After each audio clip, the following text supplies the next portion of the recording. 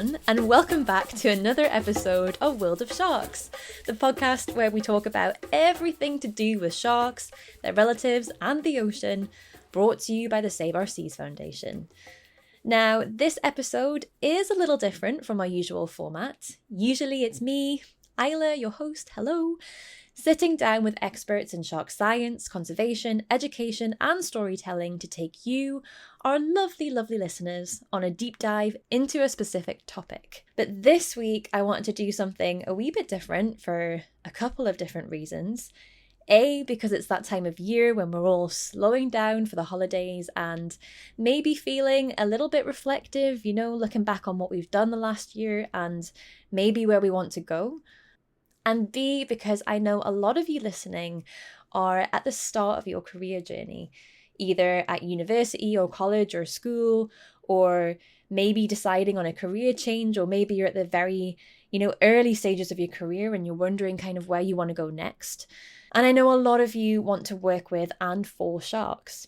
I know from personal experience that time can be very exciting, but also a little daunting and overwhelming. One thing that I found really helped me was listening to lots of different people from all walks of life and hearing a diversity of experiences. I think it helps give you ideas of maybe where you want to go and some of the steps that you could take. But also, and perhaps most importantly, it's really comforting to hear the many, many, many different and zigzaggy ways that people have forged their own path into this field. Because no two paths are the same, and although yours might look different from someone else's, that doesn't make it wrong or any less valid. But it does help to hear where other people have got to be where they are, and you can maybe take little pieces of advice for your own journey. We are so incredibly lucky to have had a load of amazing guests on this podcast representing a huge variety of disciplines and careers, and with some wonderful nuggets of wisdom to give. So I thought I'd ask every guest from season 4 for their stories, their experiences of trying to build a career in shark and marine science and conservation, and any pearls of wisdom that they'd like to share. I also put out a call on social media as well. I got so much back, people giving advice, talking about their own journeys, and even sharing their struggles. So I've compiled it all, put it all together, wrapped it up nicely, and tied it off with a nice little shark-themed bow. I really hope that you can find something useful here. You can take little sprinkles from each person and craft your own cocktail of useful information that might resonate with you on your own journey. Or just sit back and enjoy listening to cool people tell cool stories about how they got to be where they are now. I'll also be linking a bunch of resources and organisations that offer training, funding and advice in the show notes if you want to check them out as well. And I just wanted to kick things off with an Instagram message from the lovely Drifting Dandy, who said, "Don't be afraid to find your place if science is not your career. We need everyone." I wanted to start with that because a lot of the voices you'll hear in this episode are researchers or have a scientific background, but I cannot make this clear enough. There is a whole suite of other career paths that involve sharks in the ocean, but don't require a grounding in marine science. Drifting Dandy is right. We need a diversity of skill sets and interests to tackle the immense problems affecting the marine environment, and I can guarantee that yours will be applicable in some way. There are a fair few guests who we've had on in the past who are working as artists, storytellers, have backgrounds in business, marketing, economics, everything. We really do need all hands on deck. With that said, I hope you're somewhere cozy or walking somewhere nice outside, or even working in a lab or an office. I know some of you have us on at work, so hello to you as well. I see you. You got this. But wherever you are, whatever you're doing, I hope you enjoy these wonderful people sharing the joy of finding your own way. Let's dive into our episode.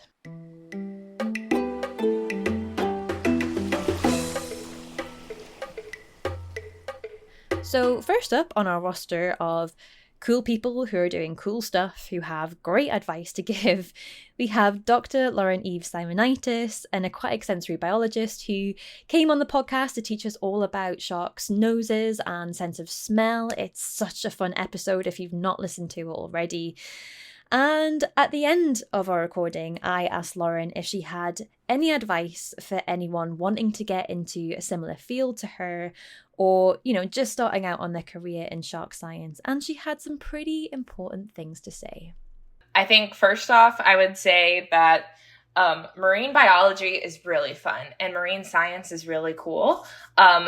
If you are really interested in being a marine biologist, a lot of people forget about the marine part of this, right? Like they love to study like the animals, like the sharks and the turtles and the whales and the fish, and it's so fun. But so much of marine biology is phytoplankton and zooplankton and ocean currents and ocean processes. So that is something that I have found super valuable, is whenever I get students or whenever I'm in a situation where that kind of knowledge is really important, I find it like it's so prevalent across like our fields. So don't discount the value of like physical oceanography, biological oceanography, chemical oceanography, because that is so important to your animals. So you should study it as well. Also, just especially for people, I get students all the time who want to study sharks. And the truth is there's not a ton of us in sensory biology who study sharks. But there are a larger number of people that study fish, and sharks are fish. So don't discount fish, like as a whole. There are so many more opportunities to learn on a fish system, and you can bring sharks into that lab if your advisor is down for it. Or you can learn stuff, just really hone your techniques on fish systems or on aquatic systems or even some terrestrial systems. The same techniques we use are applicable beyond. So don't discount an opportunity just because it's not exactly what you want to study at that moment. You'll have your whole life to study what you want to study, but it's really important to get basics. And especially if that position is paid, that is super rare. So take paid positions, get your skills, get paid for your work, and then you can kind of build yourself from there. So great advice from Lauren there to maybe cast your net a little bit wider, pun not intended, and look at wider ocean processes. And please don't forget all the tiny little things that really kind of form the base of our marine ecosystems. And also, if you're working on a species or a group of animals that aren't sharks and you want to study sharks, all the skills and techniques that you'll be learning there will be applicable, will be transferable to shark science. And that's very similar to the advice that I got from Professor Mahmoud Shifty, who is director of the Save Our Seas Foundation and Guy Harvey Research Institute Shark Research Center in Florida. And Mahmoud studies shark genetics. And when we were having a discussion, it became quite apparent that Mahmoud was interested and developed a lot of knowledge and skills in the field of genetics before sharks came into his life. And here he talks a little bit about that journey, but also gives some really good advice to any prospective students thinking about approaching a professor with a particular project or, wanting to get into that field. Yeah, so the genetics came first then, because I think, as you say, like the fields of, biological sciences and zoology and marine biology have advanced so much now that I'm so used to people saying that while they were doing the degree, they specialized in a particular area with a particular species, whereas for you started off specializing in genetics, and then that kind of, the genetics is what led you to sharks as a means to solve a problem. Yeah, absolutely. It was not a general fascination with sharks.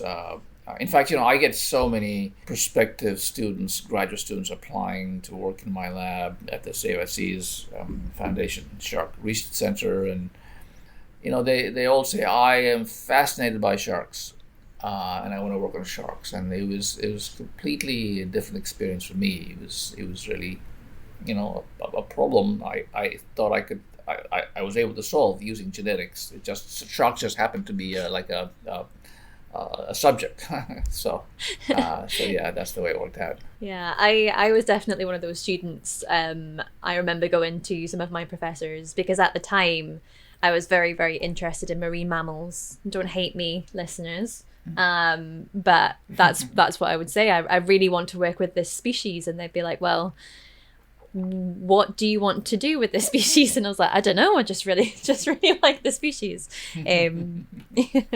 So I can sympathize with people saying they want to work with sharks, but yeah. Yeah, I actually tell these students, I said, that's not the best approach to take. It's great to be interested in sharks or whatever species group you like, but pick a discipline. Pick ecology or genetics or physiology or biochemistry, and then apply those principles to the species that interest you, because ultimately it's going to be you need to have a knowledge and strength in an academic or in a research discipline, not a species.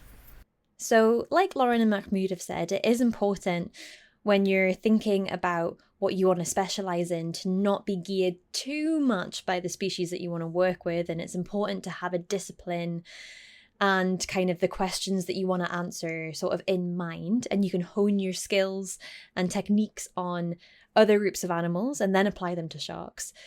But we have had a lot of guests on the podcast who have been passionate about sharks from the very, very beginning, and that has driven them through their entire careers, whether that be in science or whether that be in conservation.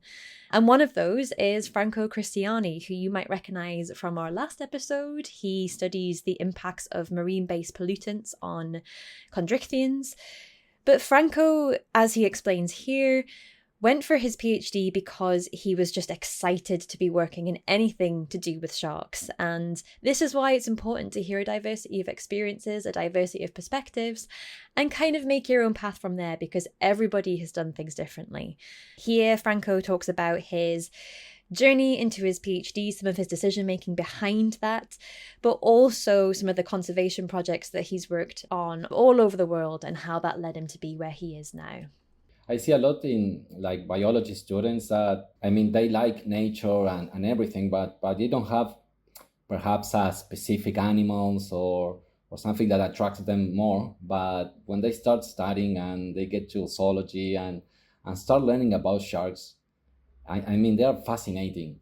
And I'm trying to be object not as a fanatic of sharks, but they're really, really special animals. If you look all the evolution and the physiology and everything, the anatomy, everything is amazing with sharks, and they are really, really special. And when you get to learn about them, it's like it grows, that fascination. Oh, absolutely. And you can totally be a fanatic. This is a safe space for shark nerds and shark fanatics everywhere. You can be nerdy. Nice. But so you went and studied biology and zoology, and then after your degree, I was reading in my research that you took part in lots of different conservation projects around the world to do with sharks, which doesn't surprise me now. I hear your background, like you were very, very focused on where you wanted to go. But can you tell us a little bit about these and how they kind of led you to the PhD that you're doing now? Yes, as you noticed, while I was studying, I was kind of like anxious all the time with being with sharks and not just being in a classroom or reading books. I needed that contact and feel like, okay, what a biologist do? What means to be a biologist? So I kind of always try to search for like volunteering in projects with sharks. And one of the first ones was amazing, was a friend I knew that was working in Philippines with a new project over there. He's called Gonzalo Araujo. He's a really, really good biologist. He's a doctor now. But he was leading this project with whale sharks in Cebu, an island of Philippines. And it was trying to see what was the interaction with a tourist activity over there, whale shark watching. And it was kind of insane. It was like, okay, let's take everyone to hump the whale sharks. And there was not any control. So it was like, okay, yeah, I will go there. And like the volunteer was very, very attracting. It was like, okay, you will be serving whale sharks and swimming and taking photo ID and making behavior service and a lot of stuff. And it was like, what?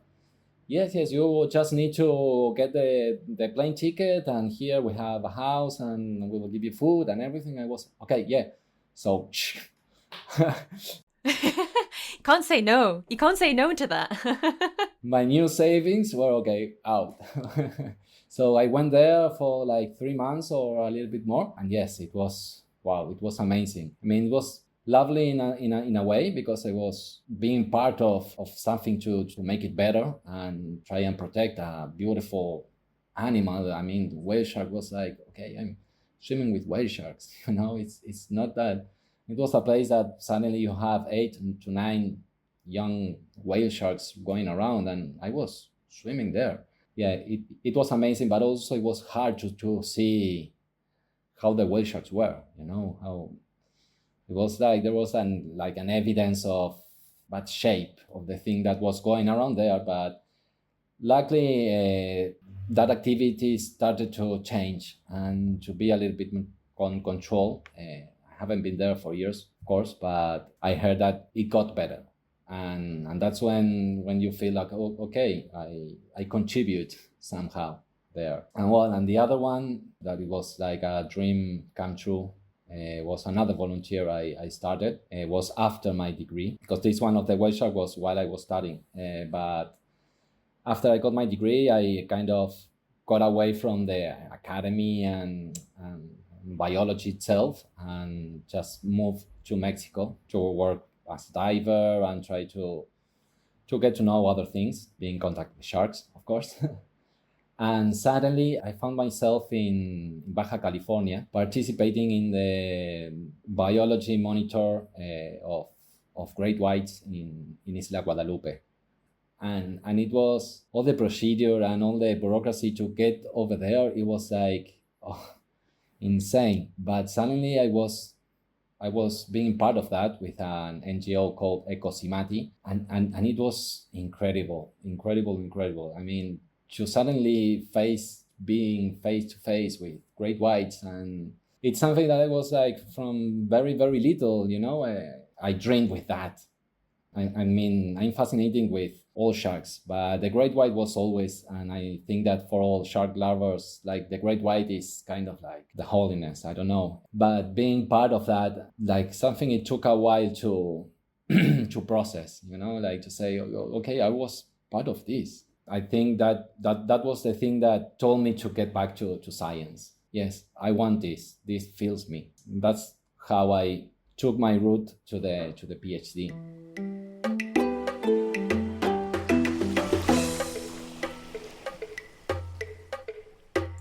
So we've talked about being driven by that passion for sharks and the oceans. And we've also talked about honing your skills and your techniques in your chosen discipline and applying them to sharks from a very scientific perspective. But now we're going to talk about applying a diverse skill set from other areas to shark science and conservation. We had a few people write in about this. For example, Madison_wildlife on Instagram wrote in and said, diversify your skill set, find your niche and be proud of it, which I think is excellent advice. Thank you so much for writing in, Madison. And we also had a very similar message also on Instagram from TJK Nature, who said it's perfectly okay to change your career and carry over skills from one area to another, and that all experiences that you have give you valuable skills and insight that you can take on to another career, which is something that they're feeling very strongly about at the moment, given that they're busy transitioning from a career in engineering to marine biology, which sounds super exciting. And thank you so much for writing in. This is a message also that came across from Henrietta and Rob's interview. If you remember them from a few episodes back, they are the Research and Programme Director for the Save Our Seas Foundation, Daros Research Centre over in the Seychelles. And they talk about having diversions in your career, sort of going down one path and then that leading you to another one, and maybe not having a complete linear trajectory in what you want to do. And we also talk at the end about how you can apply those skills that you've gained in other experiences that maybe at first don't seem related to your chosen career path. I can't say where I picked up an interest in shark, but somewhere I picked up an interest in shark, which again might have been back then. But at the end of school, I needed to go to uni, but couldn't decide between biology and geography, and went with geography. So actually my background's in geography and environmental sciences. Oh, cool.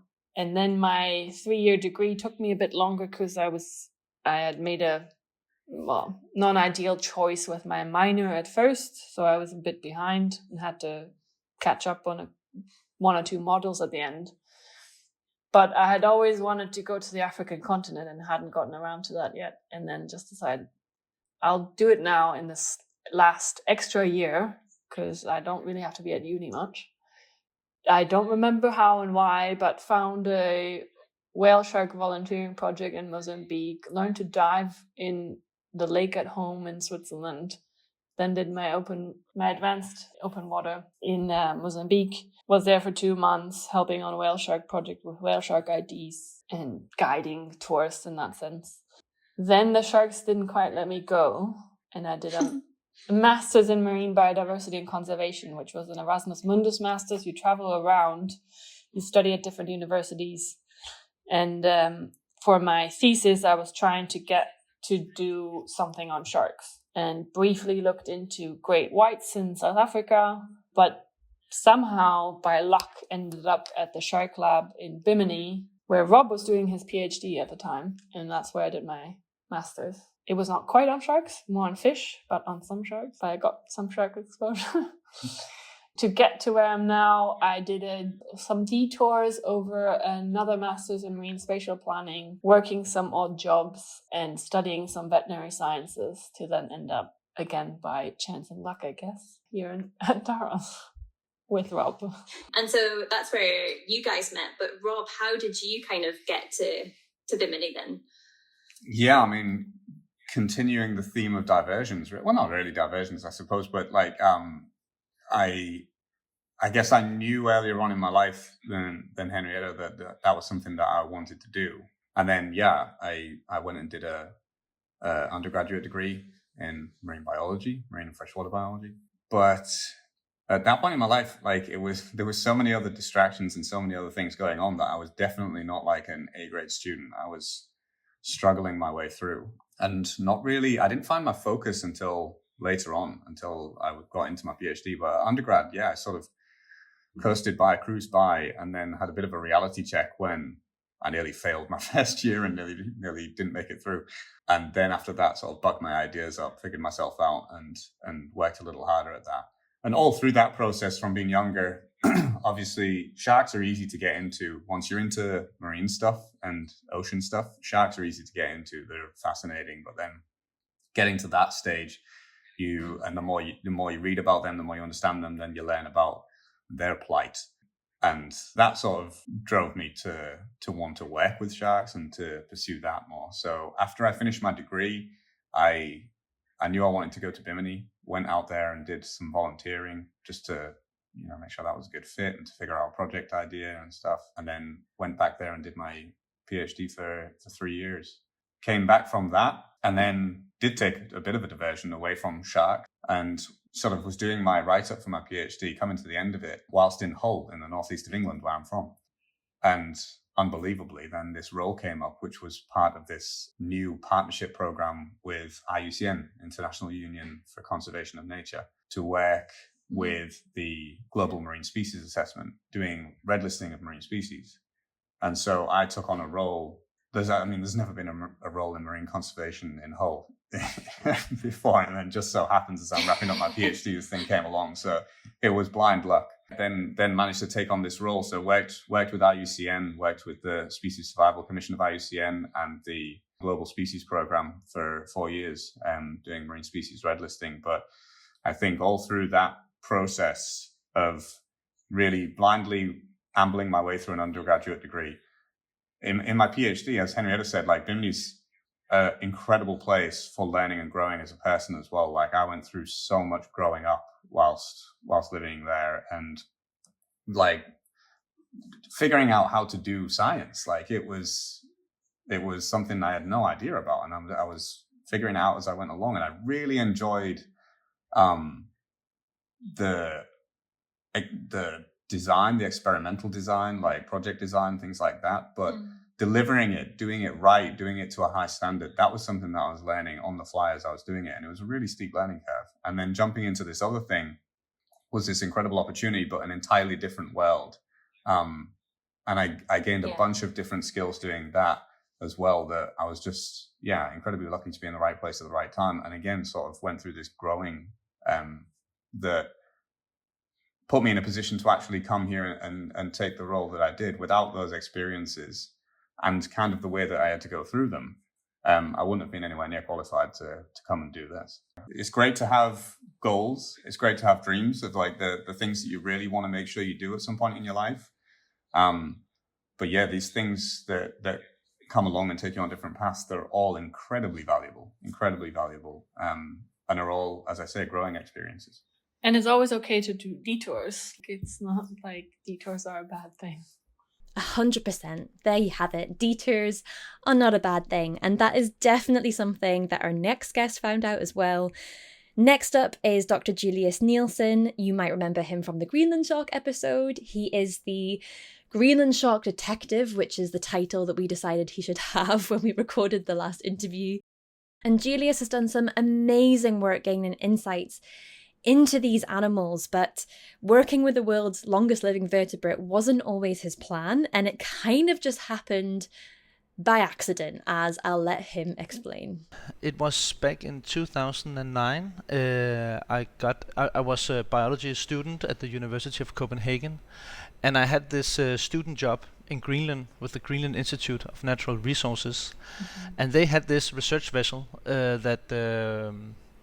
during in the summer and autumn time, it was in different parts of Greenland monitoring commercial fish and shrimp stocks, and I was lucky to get on board to get a job to measure shrimps and fish and ID them and all of this whenever the big nets were coming in. It was a bottom trawl survey, and in the first year I went, I was told that there was another cruise, that the one I was participating in, that there was a cruise where they were catching Greenland sharks. And at that time I had never heard about a Greenland shark, but I heard about that they caught these enormous sharks, like 3-4 meters, and I was like, I was just like, wow, I've never heard about them. And then the next year I just wanted to go on that particular cruise in that particular area where they are most commonly caught in Greenland, to see them. And then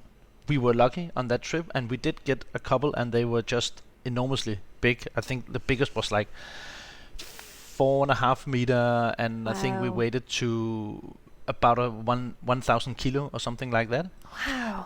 So that was in 2010 when I saw my first Greenland shark, and that was, of course, I was just super amazed by it. But to be honest, it was not because I felt this strong connection that I had to do all these things now with this animal, but it was just like one of many animals that I saw those years that I was fascinated about. But then some years later, maybe it was the year after or 2 years after, I had a lecture at the University of Copenhagen during my education to become a biologist with a professor called John Flink Steffensen, and he was talking about Greenland sharks and the work that he was doing and how interesting they were. And he was working, among other things, with aging the Greenland sharks, and he had this location up in an area around somewhere in Greenland called Disco Island, where there is a research station where he had been catching sharks, and he was working on trying to figure out their age, because I guess we will talk more about that later, but there was these things that they were like supposedly super old, but you can't really use any conventional age methods.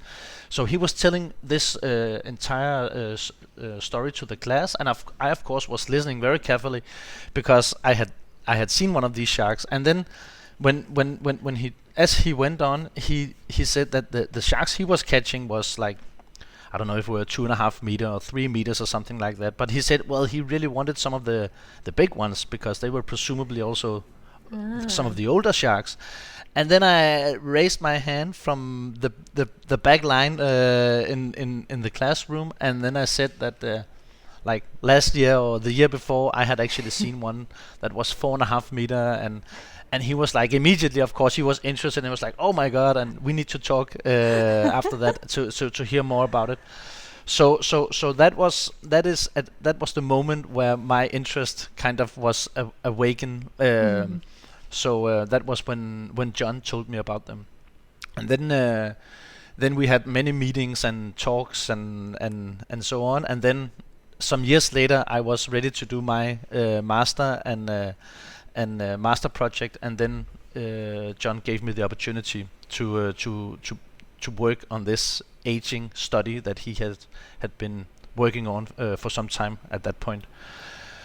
And and then it was first my master, and then after my master project, we could see some of the results that they seemed to be old, but it needed more digging. So the master project then became a PhD project, and Yeah, and here we are. And here we are. Yeah, exactly. Yeah.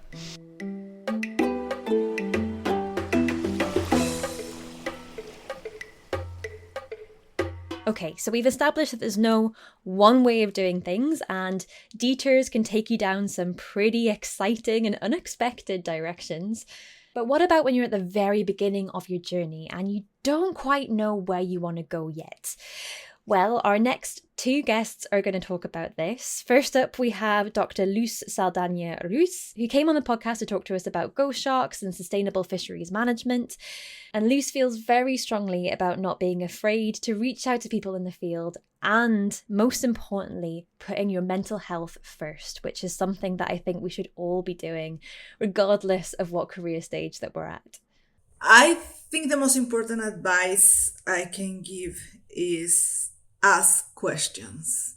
Reach out the researchers, even if they don't answer to you, we will answer you. Some of the researchers have this kind of, you can approach to them and talk to them.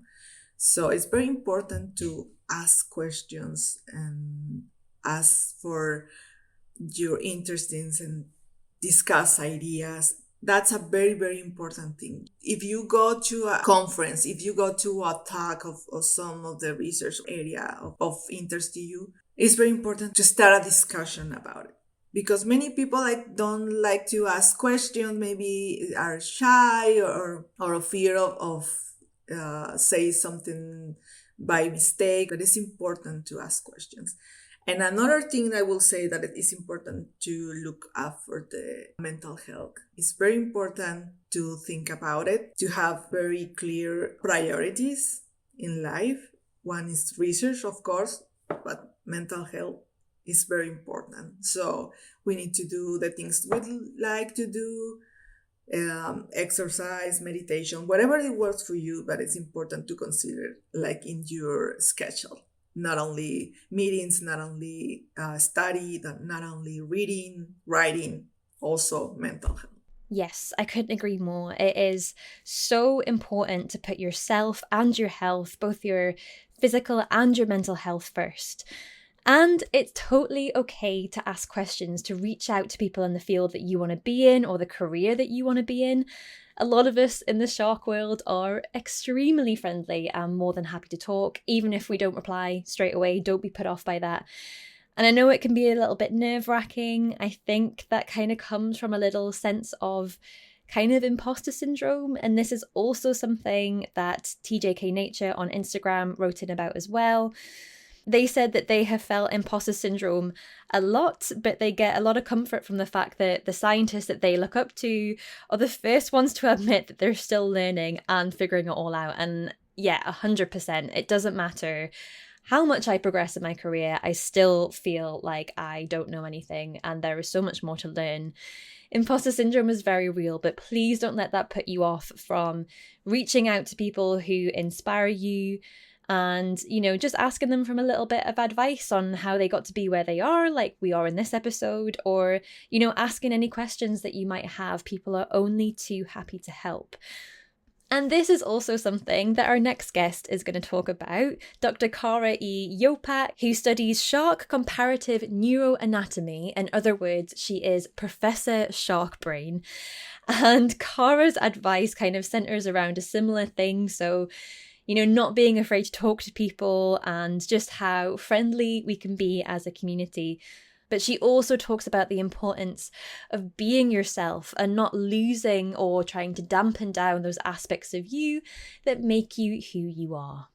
First, the best thing I ever did was read. And that is true when I was 5 years old and I just read every shark book I could get my hands on. That was true of what launched my PhD, was just reading papers and finding gaps in the literature.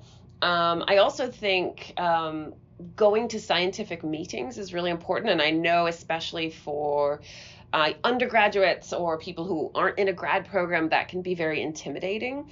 But I found it so valuable to kind of see what research is actively happening now.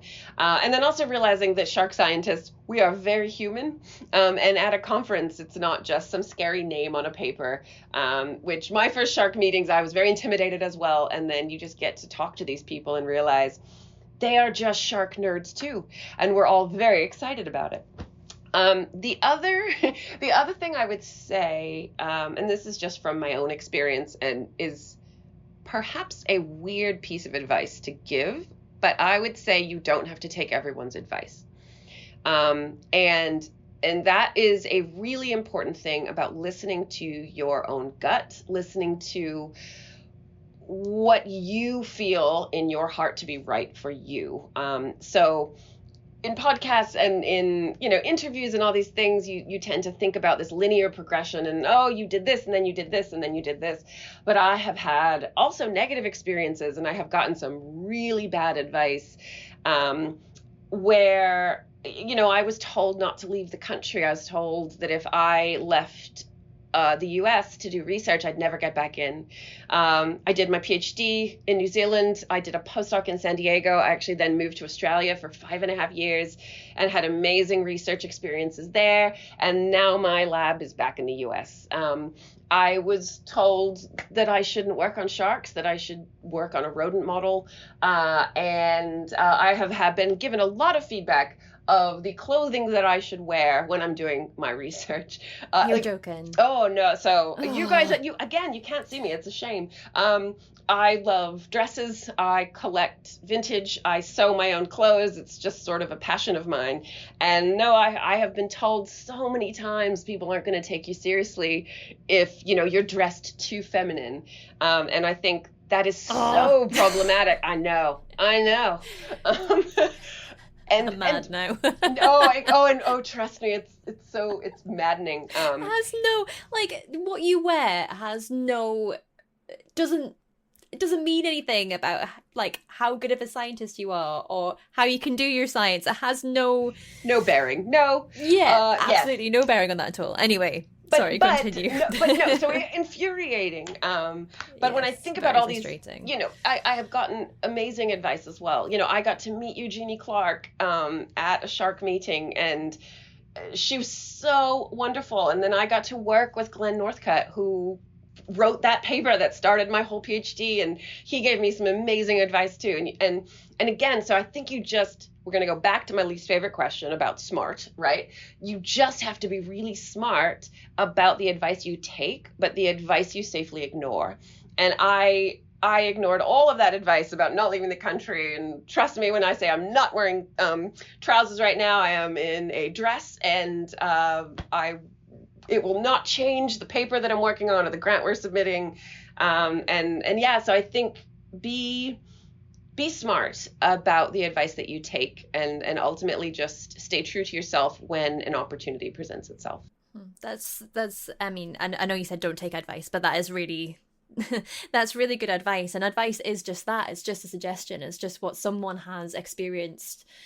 You know, you don't have to follow that exactly, and you're on your own path. I think that's a brilliant way of putting it. And I know I'm wearing a hoodie right now, but I love to wear lipstick and heels whenever I give a presentation because it makes me feel confident. Exactly. Whatever works for you. Exactly. And that's the key. It's sort of however you want to express yourself, what makes you feel powerful, what makes you raring to go in the morning. And it might be lipstick and heels, it might be jeans and a t-shirt, it might be a paratrooper outfit.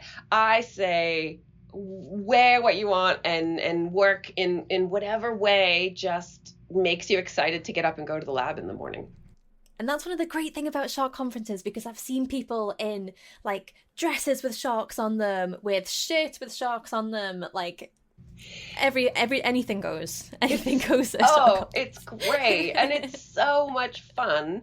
And now, you know, like we're a family. I go to shark meetings, and people will ask with the same degree of passion. They're like, "Oh, what projects are you working on? Oh, I read your recent paper. That's so cool." And then they'll be like, "Did you make this dress? It's amazing." You know, like it's the same, because we're not just our work, right? We have passions and other things outside of it, and I think having those things makes my science better.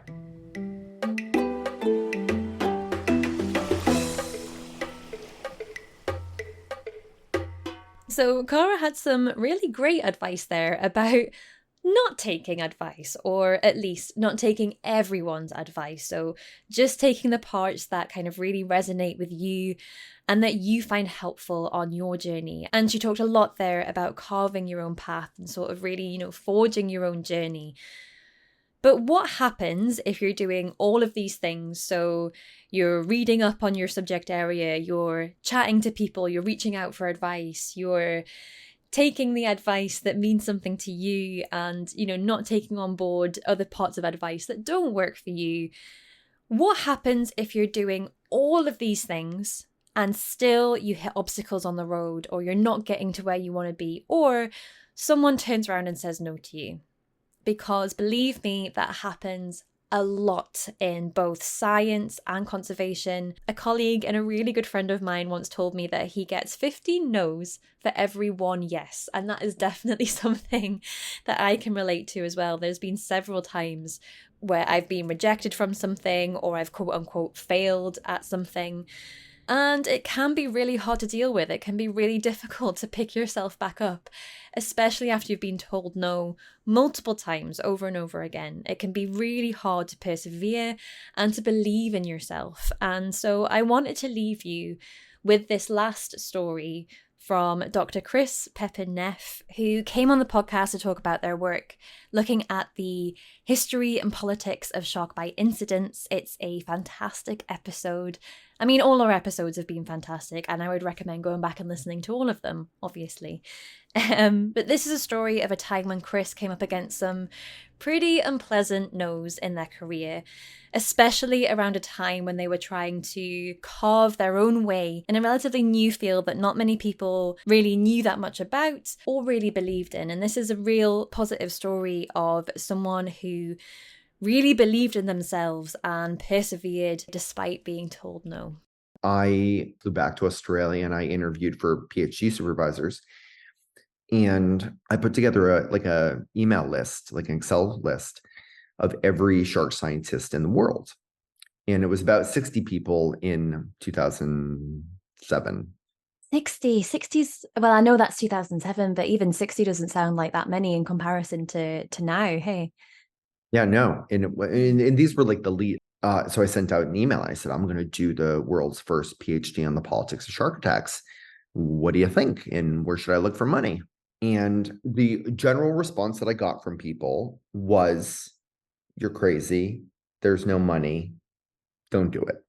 So I was sort of confronted with this response, and I just decided to go for it. So I got student loans to take out the money and flew to Australia on a crazy PhD of a crazy idea that should have been on human lion conflicts, but wasn't, because Francesca Panzeroni said you can do sharks. And then I landed in Sydney, $20 in my pocket, and I set up an appointment with the Dean of Arts, Duncan Iveson, in my faculty. And I said, I need a year of PhD for free, by the way. I said, I'll pay for the first year, but I need the second year for free because I'm out of money. And he said, who are you? And I said, oh, I'm Chris Neff. And he said, what do you do? And I said, politics of shark attacks. And he said, why are we having this conversation? I said, because I'm going to do great things and you're going to be really happy at the end of this. And he said that it is possible that this is just crazy enough to work. You've got your second year of your PhD. Amazing. then the third year was, I came to work for Save Our Seas Foundation, and I did a number of projects and work with Sarah Fowler and Mark Meekin and like lots of really amazing people, Alison Cox. I mean, lots of just great, super scholars. So yeah, that's kind of how I got here. What an amazing story. And I think we have a lot of people who listen who are at that stage where they're trying to figure out where they want to go with their scientific careers. They're thinking about doing PhDs or even, what they want to do at university. And we always talk about advice for people and what to look for. And that is your story is a perfect example of having the right supervisor. So Francesca, amazing supervisor, because she supported you in doing what you were passionate about and what you wanted to do. And when you were like, oh, I don't think that's possible, she was like, no, go for it. You do that. And, absolutely go for it. And then secondly, believing in yourself and, really because when people turn around and say no to you, it's such a hard thing to come back from. You get knockbacks a lot of the time when you're looking for funding or when you're asking people, is this a good idea? Should I do this? I had exactly the same thing for my master's thesis. I had someone turn around to me. I did a whole presentation to them, was really excited, and they were like, no, definitely shouldn't do that. Not keen on that idea at all. And it's really hard to come back from that. So fantastic that you persevered and really believed in yourself and pushed to do the PhD that you really wanted to do. And thank God you did, because here you are now. Well, and I should say, it wasn't all, I mean, and I don't think I'm painting a picture that's all, No. roses. Yeah. But I remember being in a PhD interview with I was doing field work, and I went and I met with one of the people who was in the field. I said, so I'm doing a PhD on the politics of shark attacks. And he turns to me and he goes, you realize you're a charlatan? And I said, excuse me? He goes, you're a charlatan. You're not a marine biologist and you're trying to study sharks. And I said, I'm not a marine biologist and I'm trying to study people. In any academic's life, whether you're a PhD student, postdoc, senior lecturer, whatever you are, you're going to be in a room where somebody says something that serves them rather than you. And I was really lucky that the next meeting I had was with another really big sort of titan in the field. And I told him the story and he started laughing hysterically. And he said, A, I'm not surprised. B, don't let it knock you down. You get back up and I think he said something like, you're not a charlatan, you're a shark expert, just in a very different way. Mm-hmm. And it's going to be fine. I, again, got really lucky that this person was in the next meeting I was in, a day later. But I think, to your point, people say very odd things, especially when you are pursuing research that either you care passionately about or that might be slightly outside the box.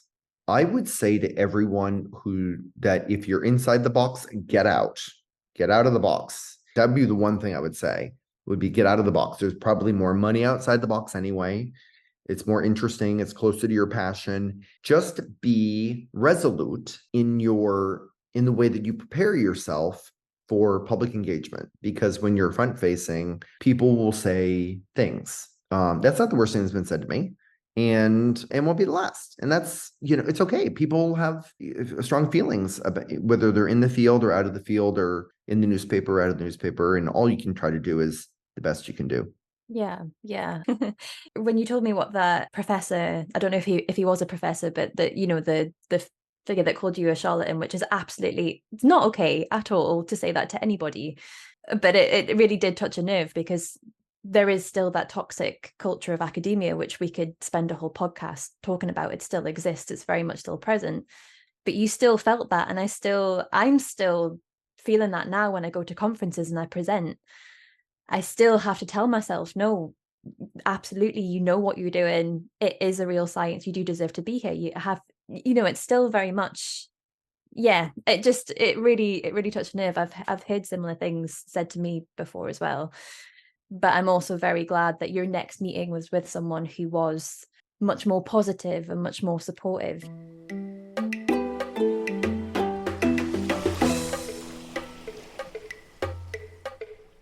And I think that's a really good point to end this slightly different episode of World of Sharks on. I hope you found something useful. But we've covered a lot of ground here. We've listened to a lot of different experiences, a lot of different stories, heard some advice, some pearls of wisdom.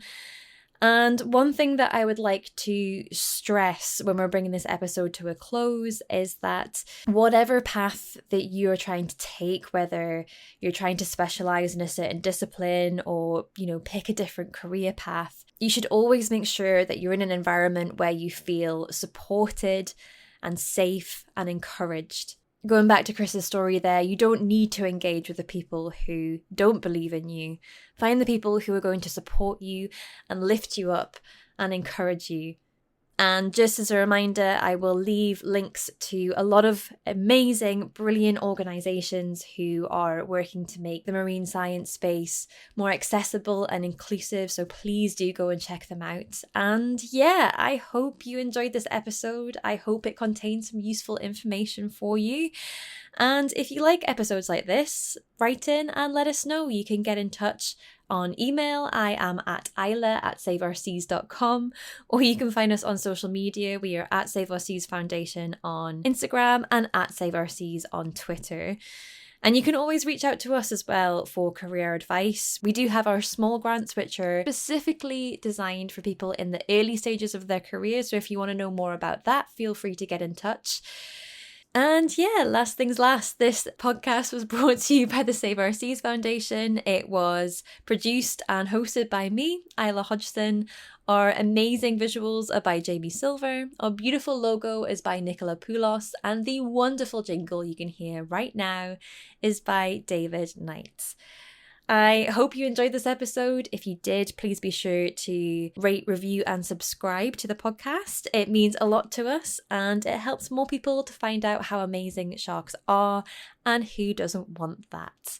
And lastly, I hope you'll join us in 2 weeks' time for our 50th episode. I can't believe we've done 50 episodes of World of Sharks. And also, it's our last one of the season, so I hope you'll join us to celebrate then, and we will see you next time.